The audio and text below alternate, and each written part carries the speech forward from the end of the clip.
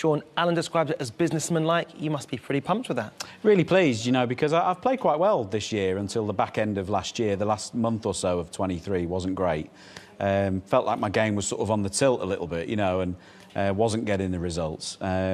Worked really hard over the festive period, which is unlike me. I would normally be put the cue down and not play, and it was so rewarding, regardless of what else happens this week. It was so rewarding to see that come out when it mattered the most, you know? Could we talk about that just for a second, very quickly? Sorry to interrupt you, Al. Is because that diligence that you're talking about, we spoke earlier about perhaps Luca Brissell, the other end of that spectrum, but for you, it's about preparation. Well, when I lost in the Scottish Open, you know, on the way home, I was chatting to Robbie and we were trying to work out, like, where's it gone wrong? You know, what happened to the player who won 3 tournaments and where's that player gone last year? And I just felt as if perhaps maybe I just wasn't quite putting enough time in on my own. Maybe that was the first place to look. Maybe that was the first part of the puzzle, rather than trying to reinvent the wheel. So I decided, you know, when I was back in Dublin, I would, you know, not go out all the time and not get involved in the parties and the Christmas spirit and all the rest of it, and get stuck in on the table. And even though my club, the Stephen's Green Club in Dublin, was closed, they gave me the secret key, and I was in there grafting. We had a brief chat just before Shaun we came on there, and it's so rewarding when you put the graft in and then you make those clearances, the 2 or 3 key clearances in a match that, like you did tonight. That's the payoff, isn't it? Absolutely, because you get your chance, you work so hard for them, and sometimes I've had matches where they don't come. You just sit down and watch, a bit like I played Stuart here last year. I didn't see a ball, and I was lucky to get nil. You know, but sometimes it's nice to have put the work in, and when those balls go where you mean them to, it's very pleasing. Can I ask you about your cue situation? So at the start of the season, obviously, a lot was made as to bring multiple cues. What did you bring for this tournament? Yeah, well, so what the research has shown me that, you know, I'm definitely on the right track with looking for more shape and more spin, but I think that the conditions over here in this part of the world are only necessarily suited to the specs of my original cue. And I've got the other 2 in you know, waiting until we go back out to the Far East. I wasn't out in Macau over the Christmas period. I haven't been out there for a while. But next time we go, I'll be taking them, because I still believe there's something in it.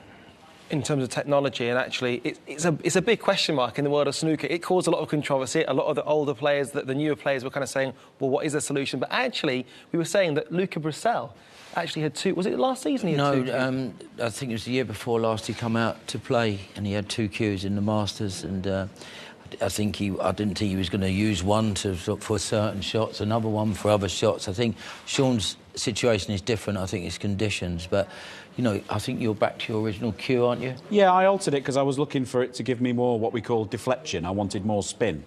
And so I've had it shortened, so effectively it's thicker at the top end, which gives you that little bit more spin. And that seems to have helped me. I'm really pleased with it. I've got cues now that are slightly thicker at home, and as I say, when we go to the Far East, that spin is less. So I'll reach for cue 2 or 3, and I'll get the same spin as I get here out there. That's the theory. Mate, thank you for that. They call you the magician. You're also a showman. How much do you relish being out there? Because Ronnie O'Sullivan, in an interview, said he doesn't like the rowdiness necessarily of the support he sometimes gets. I get the sense that you're the opposite. Well, I'm not sure any of us, maybe this man here, have ever had the support that Ronnie gets, you know, to that level. I'm very thankful for the support I get, and I always get a great, you know, welcome in every arena we play in. The crowd here are very respectful. They are a little more boisterous than the average UK crowd, but that's part of what makes this tournament so special. And for the 16 players that are lucky enough to be in the draw every year, it's magic. You know, you wouldn't be anywhere else. Give us a sense as well of what it's actually like out there for a player. I mean, I know I've been lucky enough to play in this like Jimmy, and it's totally different, isn't it? It's totally different, you know. And they say it's the cliche, isn't it? Anyone could beat anybody, but it gets said because it's true. And every single one of these ties could be a final of an event. How well has Zhang Anda done to get in this tournament, you know, right, from a standing start this season? That's a reflection of his success this year. He's a proper player. Fully deserved. Yeah. He's a complete mirror image of the Zhang Anda from last season. I'm not sure what they're feeding him in Sheffield, but I could do with some of it myself. Yeah, right. It's been a fairy tale story. Unbelievable. And by the way, this is the first time I've seen your blazer, your waistcoat, without the crown, because you've won all 3 of the silver crowns. Yeah, well, there was a funny thing, like, you know, WST wanted us to wear those crowns. You know, a few of us liked it and a few of us didn't.